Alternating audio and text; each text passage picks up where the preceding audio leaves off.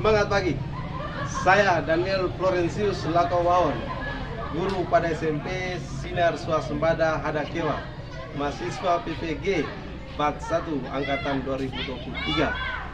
Hari ini saya akan melakukan praktek pembelajaran dengan tema Yesus Sang Pengampun pada kelas 7 SMP Sinar Swasembada Hadakewa.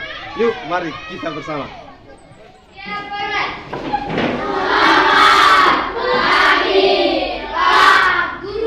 Selamat pagi, silakan duduk. Anak-anak yang terkasih ganteng-ganteng dan cantik. Hari ini kita akan belajar pendidikan agama Katolik dan budi pekerti. Lalu kita belajar tentang apa? Yesus yang berbelas kasih. Yesus yang berbelas kasih itu yang seperti apa? Yesus memberi makan 5.000 orang. Siapa lagi? Yesus menyembuhkan orang buta. Dan masih banyak lagi. Hari ini kita akan belajar tentang apa ini? Yesus Sang Pengampun. Apakah kalian pernah berbuat salah? Apa yang kamu lakukan kepada orang yang kamu buat salah pada dia? Meminta? Ya, hari ini kita ngomong soal Yesus Sang Pengampun. Oke, baik. Tujuan pembelajaran kita kali ini yaitu yang pertama supaya kalian atau kita bisa memahami ajaran dan tindakan Yesus yang Maha Pengampun, sehingga kita dapat meneladani sikap Yesus. Lalu yang kedua, kita dapat menjelaskan pentingnya sikap mengampuni dan dalam hidup bersama kita. Lalu kita dapat menemukan contoh sikap Yesus yang penuh belas kasih, penuh pengampun berdasarkan teks Injil Matius 18:21 sampai 30. Nah, itu tujuan pembelajaran kita hari ini. Jadi dengan pembelajaran kita hari ini kita bisa memahami bahwa Yesus adalah seorang yang perlu kita teladani dalam hidup kita, di mana kita bisa mengampuni orang lain tanpa paksaan dari hati kita yang terdalam.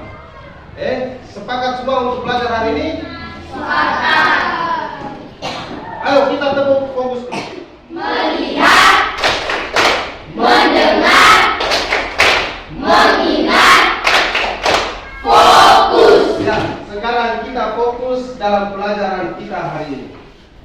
Kita akan melewati beberapa tahap dalam pembelajaran kita hari ini. Yang pertama, kita menggali pengalaman memaafkan dalam hidup kita, hidup harian kita. Jadi realitas kita itu kita akan gali. Lalu yang kedua, kita memahami ajaran Yesus dalam kitab suci tentang mengampuni. Lalu di bagian terakhir ada simpulan dan refleksi. Itu ada 3 tahap yang akan kita lalui dalam pembelajaran kita. Kamu sudah sampaikan bahwa kamu pernah berbuat salah. Kalian pernah berbuat salah. Perasaan ketika kamu berbuat salah itu apa? Rasa apa? Hah? Tidak nyaman. Apa lagi? Takut. Tertekan, gelisah. Nah, banyak ya? Ternyata banyak perasaan yang muncul ketika kita berbuat salah. Lalu kamu meminta maaf. Setelah itu kan ada rasa itu kamu meminta maaf. Rasa setelah minta maaf itu rasa apa saja? Gembira, lega, apa lagi? Damai.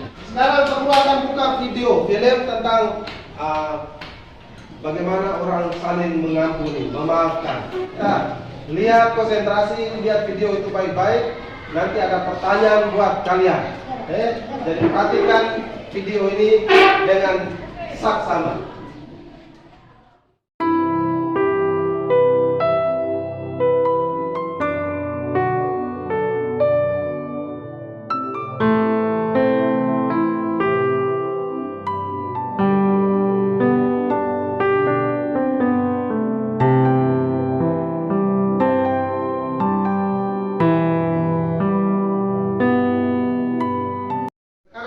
kalian masuk dalam kelompok yang terdiri dari 5 orang. Kita akan diskusikan tentang video yang kamu nonton tadi. Ya, sekarang bergerak masuk dalam kelompok. Ya.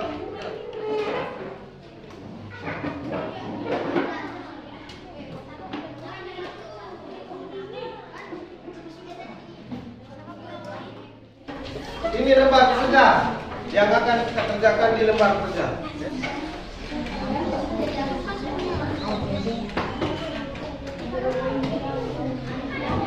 Ada beberapa pertanyaan di situ. Yang pertama, kegiatan apa yang dilakukan berdasarkan video tadi? Lalu yang kedua, coba jelaskan apa alasan dilakukan ritual tersebut. Ketiga, adakah ritual damai di lingkunganmu? Ada atau tidak? Sebut lalu jelaskan. Lalu bagaimana perasaanmu ketika hidup dalam permusuhan? Lalu sebutkan alasannya. Silakan kerja.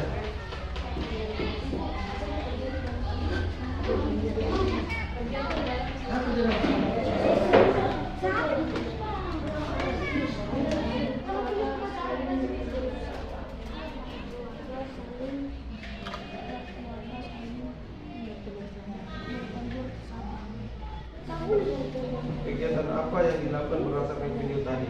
Dalam video kamu ngomong video tentang apa? Secara adat apa?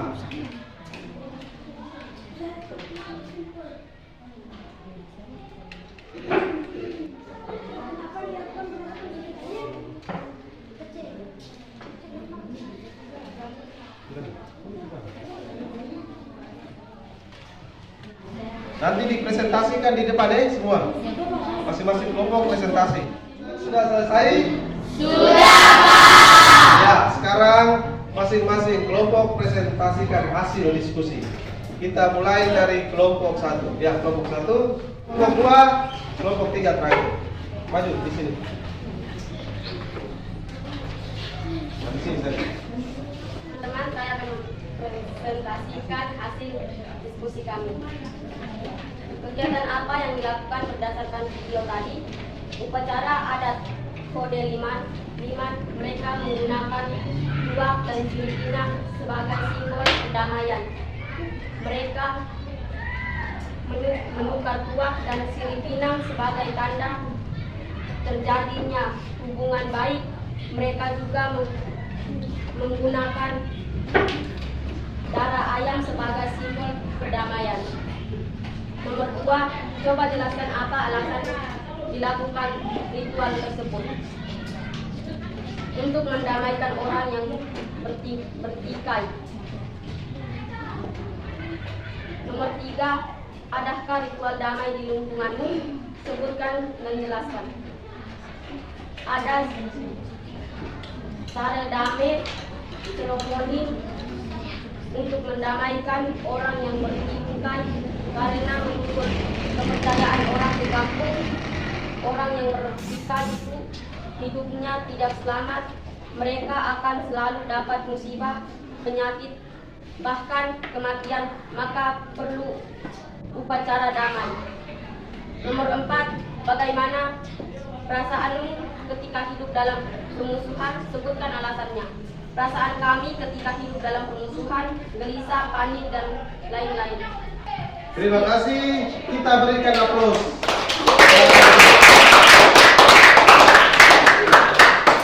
Kita lanjut ke kelompok 2. Silakan, kelompok 2. Setan.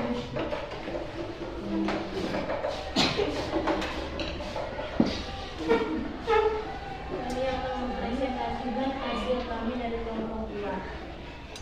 Nomor 1, kegiatan apa yang dilakukan berdasarkan video tadi? Ritual damai. Mereka menggunakan tuak dan mereka juga menggunakan darah ayam sebagai simbol perdamaian. Yang kedua, contoh jelaskan apa alasan dilakukan ritual tersebut agar keluarga saling bertegur sapa dan tidak bertengkar lagi antara keluarga. Sekian dan terima kasih. Kita berikan tepuk tangan untuk kelompok 2. Kita lanjut ke kelompok 3. Silakan, kelompok 3. Tarik. Keras ya, Bu. semua untuk teman-teman. Kami akan membacakan hasil diskusi dari kelompok kami. Kegiatan apa yang dilakukan berdasarkan video tadi? Upacara hari iman atau upacara damai. Mereka menggunakan dua bulan iman sebagai simbol perdamaian, sebagai terjalin hubungan baik. Mereka juga menggunakan dana ayam sebagai simbol perdamaian. Ya, terima kasih untuk kelompok 3. Kita berikan tepuk tangan. Sekarang setelah berdiskusi, setelah melaporkan hasil diskusi tadi, jawaban anak-anak itu mantap semua. Kita tepuk tangan untuk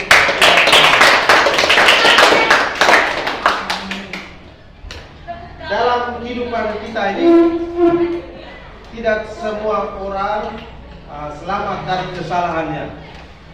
Kita pasti pernah berbuat salah. Ya tidak? Ya. Tidak ada yang sempurna dalam hidup. Siapa saja pernah membuat salah kepada orang lain. Kesalahan yang dibuat kepada orang lain itu menimbulkan perasaan tidak damai, perasaan tidak senang, gelisah, tidak nyaman, seperti yang kalian sebutkan di awal tadi.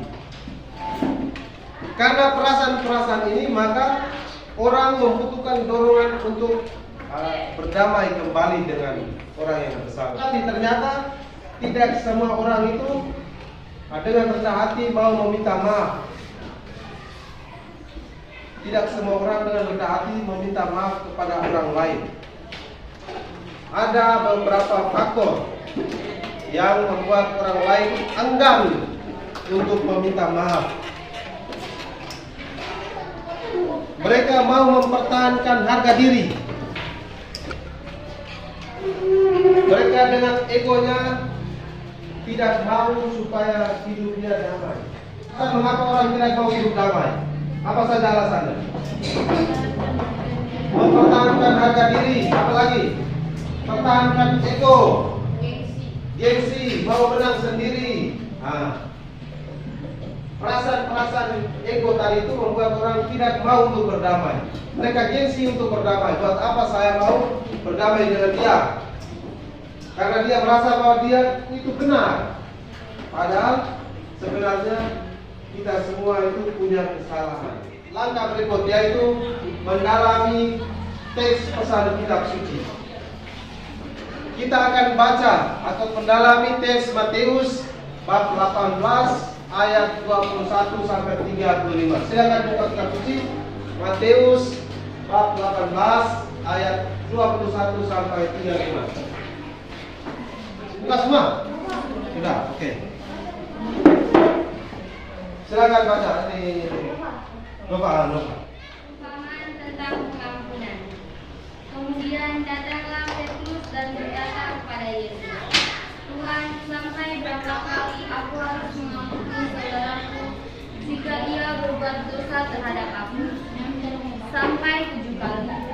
Yesus berkata kepadanya, bukan, aku berkata kepadamu, bukan sampai 7 kali, melainkan sampai 70 kali 7 kali.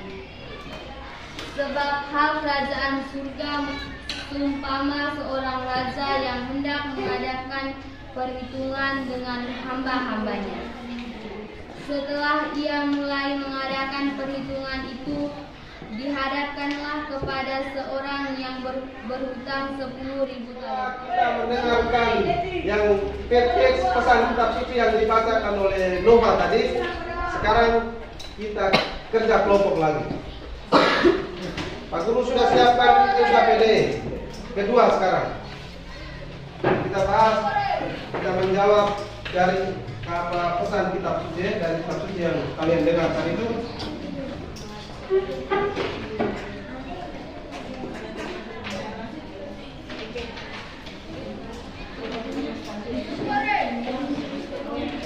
Di situ ada 3 pertanyaan. Pertama, bagaimana pendapat Petrus tentang memberi pengampunan? Pertama itu. Yang kedua, bagaimana pendapat Yesus tentang memberi pengampunan? Jadi, pendapat Petrus ngomong apa? Lalu Yesus ngomong apa? Dan kita juga akan menemukan pesan teks untuk kita bersama. Silakan kerja. Semua sudah selesai toh? Ya, sekarang kita presentasi. Tadi dari kelompok 1 kawan. Sekarang kita mulai dari kelompok 3. Silakan kelompok 3. Baca yang keras supaya teman-teman lain dengar jelas.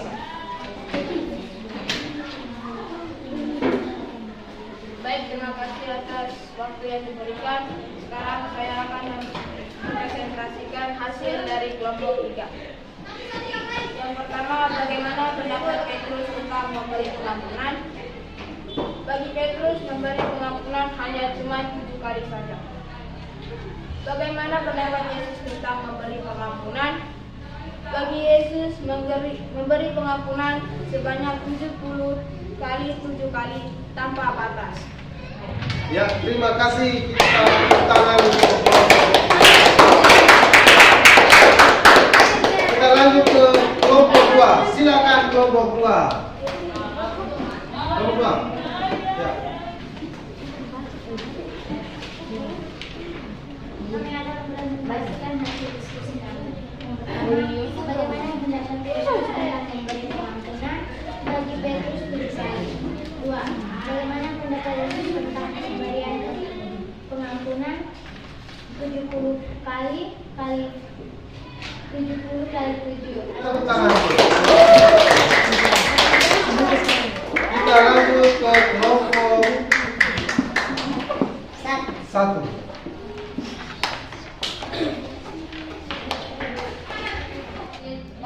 Bagi Yesus 70 kali 7 kali atau tanpa batas. Bagaimana pendapat apa pesan teks buatku? Selalu mengampuni sesama manusia. Ya, kita berikan tepuk tangan untuk kelompok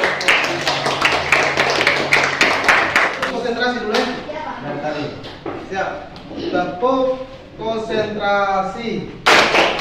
Aku konsentrasi karena aku ingin tahu. Guruku yang bicara, aku yang mendengarkan. Siap.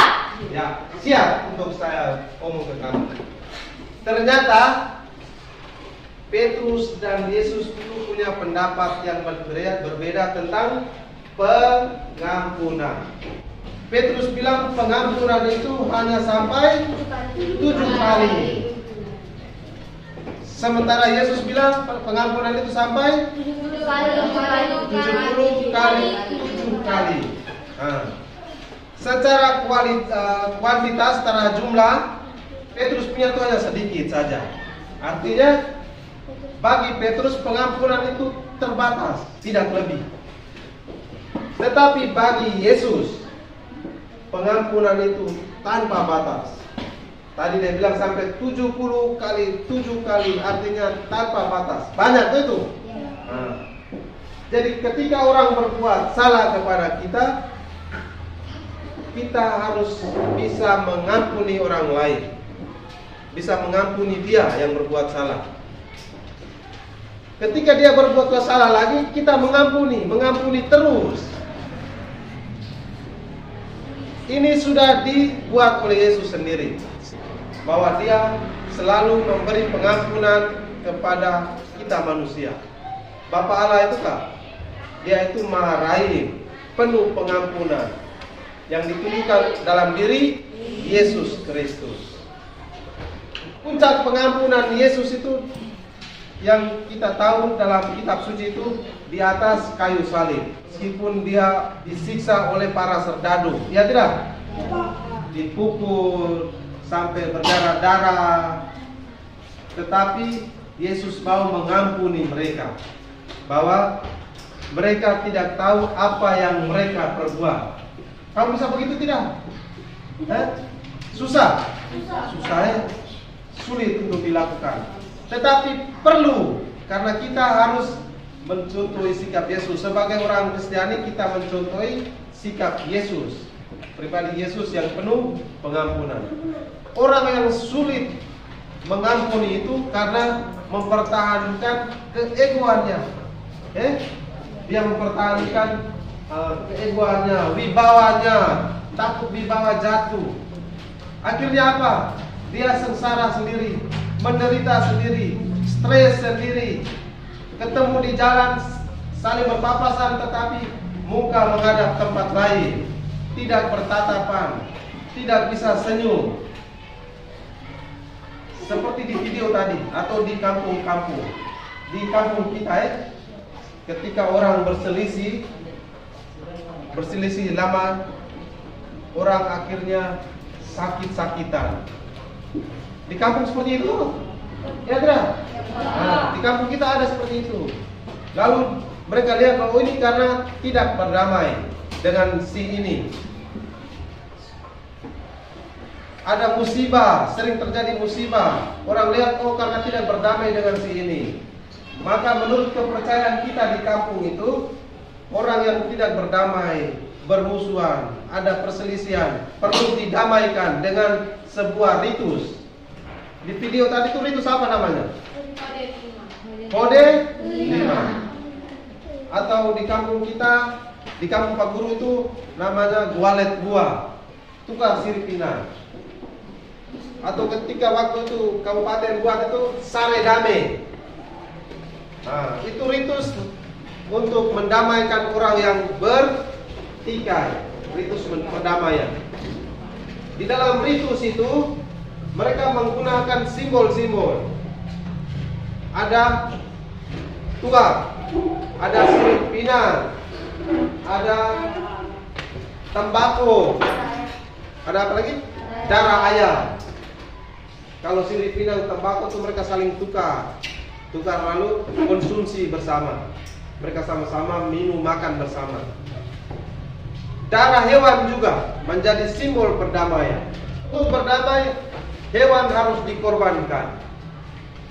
Kita lihat waktu ritus itu di kampung itu ada pemotongan hewan, bisa ayam, bisa babi. Nah, itu darah menjadi simbol perdamaian. Ternyata kita akan belajar juga bagaimana darah Yesus menjadi simbol perdamaian. Terjalinnya hubungan antara manusia dengan Allah yang rusak hubungan itu perlu didamaikan dengan kurban Yesus disalib. Yesus berdarah-darah dulu, lambungnya ditikal, dia mati dan dikuburkan dulu, sehingga manusia diselamatkan. Dalam setiap tindakan Yesus yang kita baca dalam kitab suci itu ada sikap pemaaf, penuh perdamaian. Ketika seorang wanita yang kedapatan bersinah, orang bawa perempuan itu kedapatan bersinah itu bawa ke Yesus. Mereka mau mencoba Yesus karena menurut hukum Yahudi itu perempuan yang kedapatan bersinah itu harus dihukum, dirajam dengan batu, dilempar dengan batu. Apa yang terjadi ketika mereka bawa perempuan yang kedapatan bersinah menghadap Yesus? Yesus bilang, yang tidak berbuat dosa, lempar ini perempuan yang berdosa duluan. Apa yang terjadi? Tidak ada yang lempar toh? Tidak ada yang melempar perempuan yang kedapatan bersinah. Kenapa? Karena mereka juga berdosa. Seperti yang kita omong tadi bahwa setiap kita adalah manusia berdosa. Semua orang itu berdosa kecuali Allah, kecuali Yesus yang tidak berdosa. Maka harus ada kerendahan hati dari kita untuk mengampuni orang lain. Buang rasa ego, rasa menang sendiri, supaya kita bisa memaafkan orang lain. Karena kalau tidak, kita akan beban sendiri. Atau menurut kepercayaan kita, kita akan sakit-sakitan, bahkan sampai mati. Itu menurut kepercayaan kita. Tapi itu mengajarkan kepada kita supaya kita dengan orang lain itu harus berdamai, harus baik, hidup dalam persaudaraan. Setuju tidak? Kalau hidup harus sederhana. Hidup, setuju? Setuju. Setuju. Kita semua pasti setuju hidup harmonis, hidup baik-baik saja. Sekarang kita menyanyi dulu ya. Kita nyanyi dulu untuk menyemangati diri kita sendiri. Menyanyi lagu Mengampuni.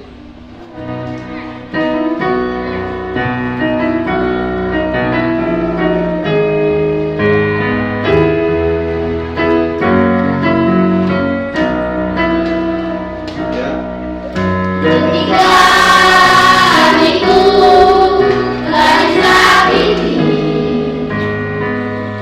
ajarku memberi hati mengampuni. Ketika hidupku layak ini, ajarku memberi hati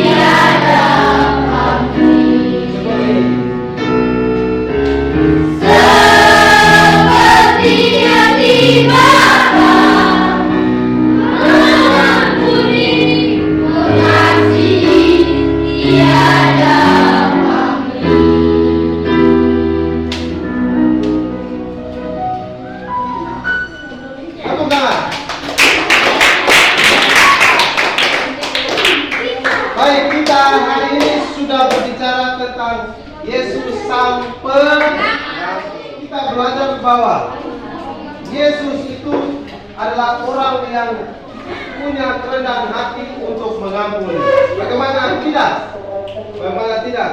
Dia itu Allah sebenarnya, tapi dia mau menjadi manusia sama seperti kita. Jadi sebagai manusia, kita yang manusia ini tidak harus punya ego yang besar, tidak pertahankan ego. Allah sendiri mau merendahkan diri. Allah sendiri mau merendahkan diri. Maka kita harus mencontoh sikap Yesus yang mau merendahkan diri, mau berbuka hati menerima maaf dari orang lain. Sepakat semua? Kita hidup dalam permusuhan, kita tidak merasa nyaman, kita tidak merasa damai, hidup kita tidak tenang, kita bahkan stres sendiri. Ya tidak? Nah, untuk itu maka dengan pelajaran kita hari ini, kita harus lebih sungguh-sungguh menyadari diri bahwa kita ini manusia yang seringkali berbuat salah. Karena itu kita butuh pengampunan dari orang lain, ketika orang lain meminta maaf kepada kita. Kita juga ketika kita berbuat salah, kita harus dengan rendah hati meminta maaf pada orang yang bersalah kepada kita. Sepakat semua? Sepakat. Oke. Untuk itu pada akhir pelajaran ini kita refleksi sebentar. Kita tenangkan pikiran hati kita. Tenang. Bila perlu pejamkan mata. Anak-anak yang terkasih, kita telah belajar tentang Yesus Sang Pengampun. Apakah kalian tidak pernah berbuat salah? Ternyata kita semua adalah manusia yang berdosa, manusia yang pernah berbuat salah kepada orang lain, kepada teman, kepada orang tua, kepada tetangga. Kita pernah berbuat salah kepada mereka. Dengan kesalahan itu, apakah kita mau datang kepada mereka untuk meminta maaf atau tidak? Atau ketika orang lain berbuat salah dan mereka meminta maaf kepada kita, apakah kita mau memaafkan mereka atau tidak? Dengan pelajaran kita hari ini, kita belajar dari Yesus bahwa Dia adalah pribadi yang mau mengampuni orang yang bersalah, mau mengampuni kita yang bersalah. Sebagai Allah, Dia mau datang bersama kita. Apakah kita sebagai manusia mempertahankan ego, harga diri kita hanya demi menangan sendiri, keuntungan sendiri, dengan hidup damai, dengan hidup keluarga dalam suasana kekeluargaan, ternyata membuat kita menjadi lebih baik? Silakan buka mata dan tepuk tangan. Untuk mengakhiri kegiatan kita hari ini, Pak Guru minta salah seorang dari kita untuk pimpin kita dalam doa penutup. Silakan.